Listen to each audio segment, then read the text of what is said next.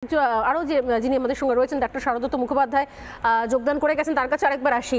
Doctor Mukherjee, আপনারও বা কি মনে হচ্ছে এই যে পড়ে যাওয়ার এই যে অনুভূতি, যে সেন্সেশনের কথা বলা হচ্ছে, সেন্সেশনাল যেটা বলছেন, যে মনে হচ্ছিল যেন কেউ কাউকে মানে অনুভূতি হয়েছে পেছন দিক থেকে ধাক্কা, এই ধরনের কেস আগে কখনো আপনাদের কাছে এসেছে কিনা? এই ধরনের কোনো কেস স্টাডি হয়েছে কিনা?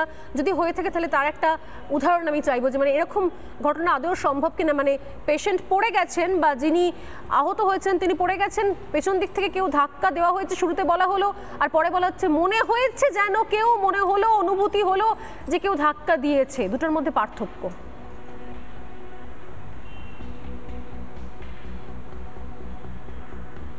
স্বর্ণালী, এই উত্তরটা দেওয়ার আগে প্রথম কথা বলি, এই ধাক্কাটা কিন্তু আমরা এখন সবাই অনুভব করছি। দুখানা ধাক্কার গল্প শুনলাম। একটা হচ্ছে মুখ্যমন্ত্রী, মাননীয় মুখ্যমন্ত্রী নাকি ধাক্কা খেয়ে পড়ে গেছেন। পরবর্তীকালে আবার শুনতে পেলাম যে হয়তো ধাক্কা নয়, ওটা ধাক্কার অনুভূতি পেয়েছেন। এটা হচ্ছে প্রথম ধাক্কা। দ্বিতীয় ধাক্কা হচ্ছে এসএসকেএম হাসপাতালের স্বাস্থ্য অধিকর্তার যে বিবৃতি দিলেন, মুখ্যমন্ত্রীর স্বাস্থ্য বিবৃতি, তাতে সেকেন্ড ধাক্কা খেলাম। দুটো ধাক্কা নিয়ে আমরা নিজেরাই কিন্তু ধাক্কাধাক্কি করছি। তা প্রথম কথা বলি যে ওই আজ থেকে বিগত 1.5-2 মাস আগে না, সন্দেশখালী বলে একটা জায়গা আছে, সেখানে হাজারো মা বোনেদের গণধর্ষণের যে ধাক্কা আমরা পেয়েছি, সেটা কিন্তু সাংঘাতিক বড় ধাক্কা। সেখানে একটা ঝড় উঠেছে, সেই ঝড়টা কালবৈশাখী ঝড়ের থেকেও সাংঘাতিক। সেই ঝড়ের হাওয়া আজকে পৌঁছেছে কিন্তু কালীঘাটে। আমার যেটুকু মনে হয়, মুখ্যমন্ত্রী, মাননীয় মুখ্যমন্ত্রী সন্দেশখালীর ওই ঝড়ের হাওয়ার ধাক্কার অনুভূতিটা বোধ করেছেন। আর একটু ওয়েট করুন, অপেক্ষা করুন, এই ঝড়ের হাওয়ার ধাক্কা কিন্তু নবান্নতেও পৌঁছবে। জনগণের যখন ঝড় ওঠে, মতবিরোধের ঝড় ওঠে, দুর্নীতির এগেনস্টে লড়াইয়ের ঝড় ওঠে, এর ধাক্কার নানান রূপ। আমার মনে হয় আজকে মাননীয় মুখ্যমন্ত্রী সন্দেশখালীর এই ঝড়ের ধাক্কার অনুভূতি পেয়েছেন, এবং এই অনুভূতি কিন্তু পশ্চিমবাংলার সব বাংলার লোকেরাই পাবে। অবাক হচ্ছি আরও বলতে, এটুকু শুনে রাখুন যে মাননীয় মুখ্যমন্ত্রী হচ্ছে পশ্চিমবঙ্গের রাজ্যের সব থেকে নাম্বার 1, 1 নম্বর, কিন্তু জনসাধারণের দেখতে গেলে উনি হচ্ছেন সিটিজেন নাম্বার 1। ওনার বাড়িতে একটু ফার্স্ট এড বক্স ছিল না বলেই আমি অবাক হলাম। আমার মনে হয় উনি মুখ্যমন্ত্রী এবং স্বাস্থ্যমন্ত্রী, আমার মনে হয় ভিভিআইপিদের বাড়িতে অ্যাটলিস্ট ফার্স্ট এড রাখা উচিত। ওনার যেটুকু দুর্ঘটনা হলো এবং তার জন্য উনি যেটুকু আহত হলেন, তার জন্য আমি মর্মিত।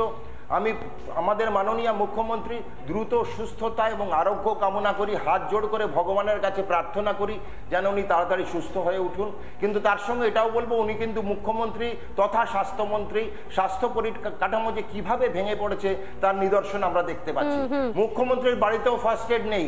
মুখ্যমন্ত্রী কালীঘাট থেকে পৌঁছে গেলেন এসএসকেএম হাসপাতালে, তখন অব্দি রক্তবন্দি করার জন্য একটু তুলো, মানে একটা ন্যূনতম তুলো, এক টুকরো গজ ন্যূনতম তুলো, এইটুকু পর্যন্ত মমতা বন্দ্যোপাধ্যায়ের বাড়িতে কেউ কারোর কাছে ছিল না, কেউ দেননি। ঠিক বলছেন, এইটুকু অব্দি নেই।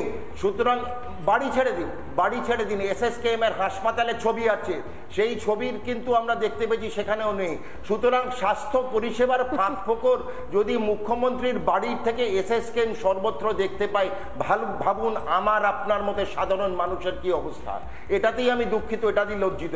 তবে হ্যাঁ, সন্দেশখালীর যে কালবৈশাখী উঠেছে, সেই কালবৈশাখী ঝড় আজ কালীঘাট, কাল নবান্ন, পরশু সারা পশ্চিমবঙ্গে ছড়িয়ে পড়বে। এর অনুভূতি সবাই পাবো, মুখ্যমন্ত্রী একটু আগে পেয়েছেন। আমি মুখোপাধ্যায় যোগদান করে গেছেন, তার কাছে আরেকবার আসি।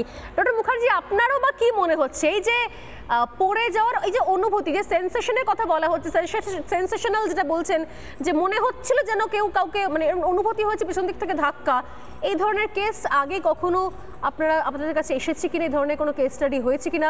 যদি হয়ে থাকে তাহলে তার একটা উদাহরণ আমি চাইবো, যে মানে এরকম ঘটনা আদৌ সম্ভব কিনা, মানে পেশেন্ট পড়ে গেছেন বা যিনি আহত হয়েছেন তিনি পড়ে গেছেন, পেছন দিক থেকে কেউ ধাক্কা দেওয়া হয়েছে, শুরুতে বলা হলো আর পরে বলা হচ্ছে মনে হয়েছে যেন কেউ, মনে হলো, অনুভূতি হলো যে কেউ ধাক্কা দিয়েছে, দুটোর মধ্যে পার্থক্য।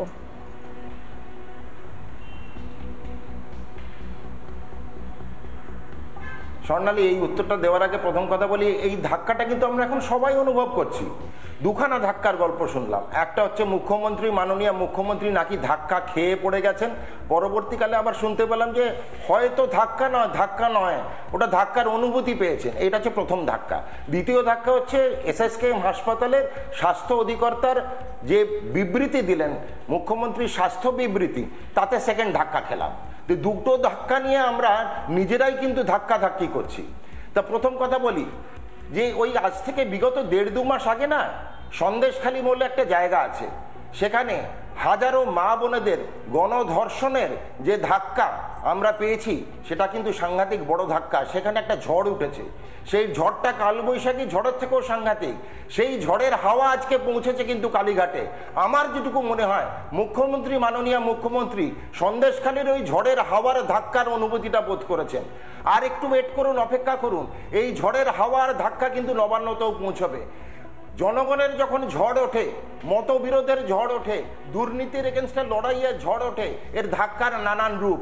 আমার মনে হয় আজকে মাননীয় মুখ্যমন্ত্রী সন্দেশখালীর এই ঝড়ের ধাক্কার অনুভূতি পেয়েছেন এবং এই অনুভূতি কিন্তু পশ্চিমবাংলার সব বাংলার লোকেরাই পাবে। অবাক হচ্ছি আরও বলতে, এটুকু শুনে রাখুন যে মাননীয় মুখ্যমন্ত্রী হচ্ছে পশ্চিমবঙ্গের রাজ্যের সব থেকে নাম্বার 1, 1 নম্বর কিন্তু জনসাধারণের দেখতে গেলে উনি হচ্ছেন সিটিজেন নাম্বার 1। ওনার বাড়িতে একটু ফার্স্ট এড বক্স ছিল না বলেই আমি অবাক হলাম। আমার মনে হয় উনি মুখ্যমন্ত্রী এবং স্বাস্থ্যমন্ত্রী, আমার মনে হয় ভিভিআইপিদের বাড়িতে অ্যাটলিস্ট ফার্স্ট এড রাখা উচিত। ওনার যেটুকু দুর্ঘটনা হলো এবং তার জন্য উনি যেটুকু আহত হলেন তার জন্য আমি মর্মিত। আমি আমাদের মাননীয় মুখ্যমন্ত্রী দ্রুত সুস্থতা এবং আরোগ্য কামনা করি, হাত জোড় করে ভগবানের কাছে প্রার্থনা করি যেন উনি তাড়াতাড়ি সুস্থ হয়ে উঠুন।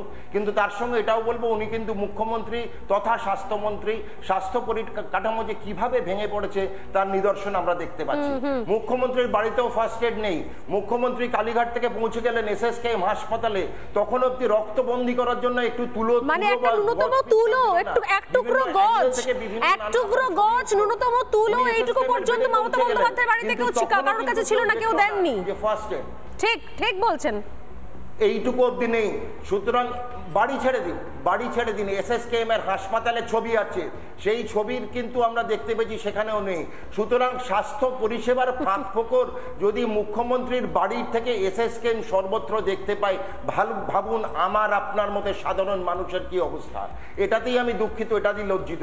তবে হ্যাঁ, সন্দেশখালীর যে কালবৈশাখী উঠেছে, সেই কালবৈশাখী ঝড় আজ কালীঘাট, কাল নবান্ন, পরশু সারা পশ্চিমবঙ্গে ছড়িয়ে পড়বে।